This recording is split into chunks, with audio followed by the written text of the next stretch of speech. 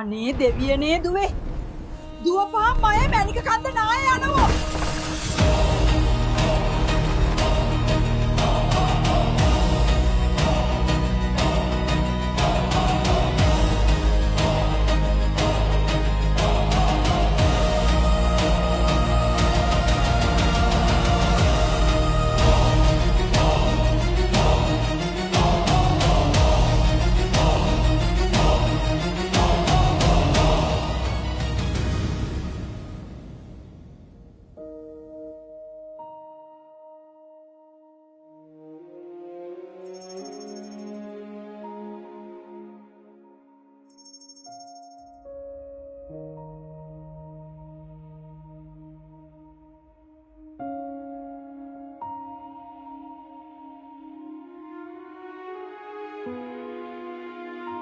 මෙන්න විශේෂ පුවතක්.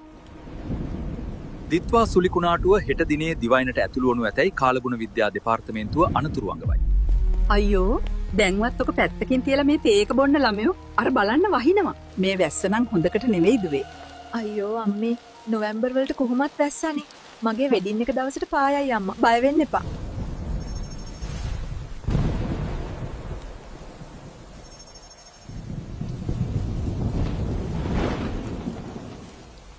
සඳුනි ලෑස්ති වෙන්න පල්ලෙහා ටවුන් එක යට වෙන්නලු යන්නේ. ග්‍රාම සේවක මහත්තයා කිව්වා කඳු පැත්තේ අයට පරිස්සම් වෙන්න කියලා. අපේ ගෙදරට මුකුත් වෙන්නේ නැහැ. අනික තාත්තා හදපු මේ ගෙදර දාලා අපි කොහොමද යන්නේ?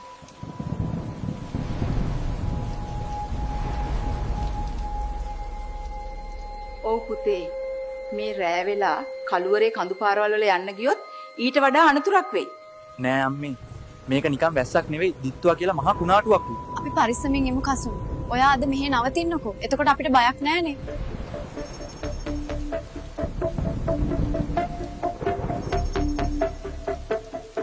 කරන්ට් එකත් හදිසියෙම ගියා නේද? මාර වැස්සක් කොයි මේක? ඔව් බං. අපේ ටවුන් එකත් යට වෙන්නලු යන්නේ. තාත්තේ මට හෙට අලුත් කවකටු පෙට්ටියක් අරන් ඕනේ. අනේ පුතේ තාත්තට දැන් දවස් ගාණක් වැඩ නැහැ මේ කෙහෙම්මල් වැස්සක් නිසා. ඉක්මනට මං අරන් දෙන්නම්කෝ.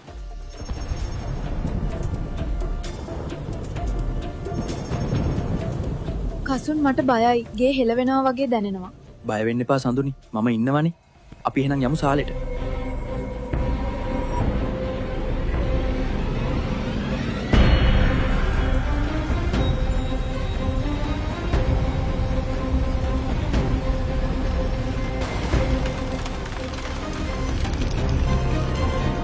අනේ මැනික බය වෙන්න එපා.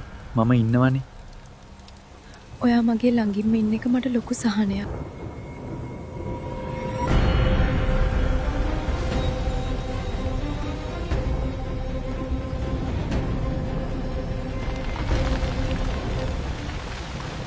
මේ දෙවියනේ දුවේ. දුවපහන් මයේ මැනික කන්ද නාය යනවා.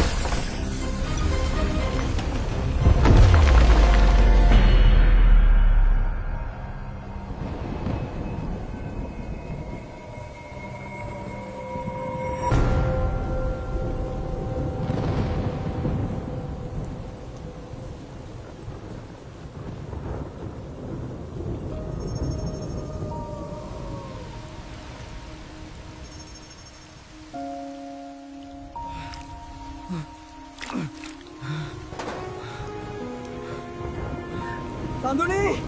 සඳුනි! ඔයා කොහෙද මැනික?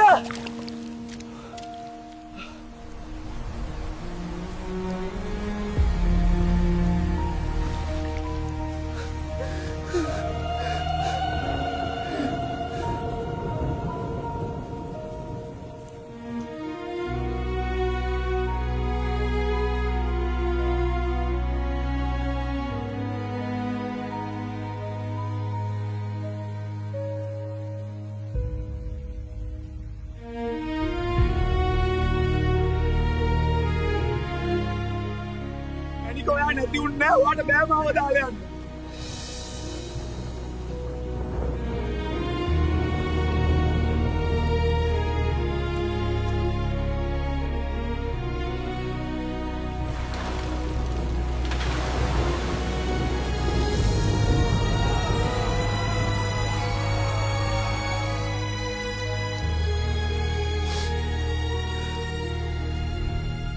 මැනික මාව දාලා යන්නේ නැහැ නේද?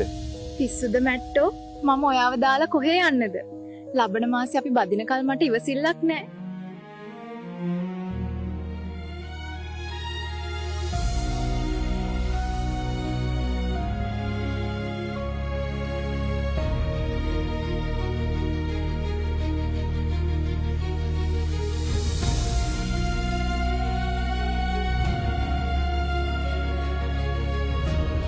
ජීවිතය කියන්නේ ඔහොම තමයි පුතා.